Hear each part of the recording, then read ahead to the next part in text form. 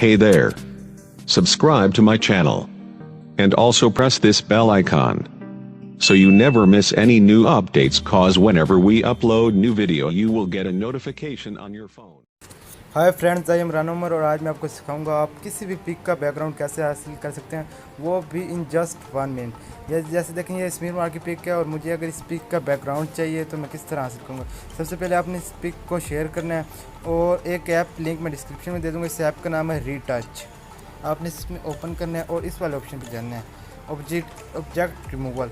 और जिस ऑब्जेक्ट यानी जिस भी पिक को या स्मीर मार्क को पिक्चर को हमने रिमूव करना है, ये देखें हमने सेलेक्ट कर लेंगे, इसे सिलेक्ट कर लिया है और ये गो का ऑप्शन होगा, गो के ऑप्शन पे क्लिक किया है और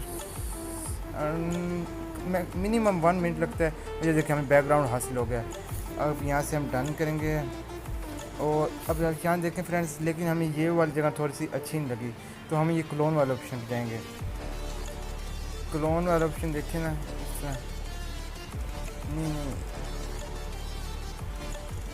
ये देखें,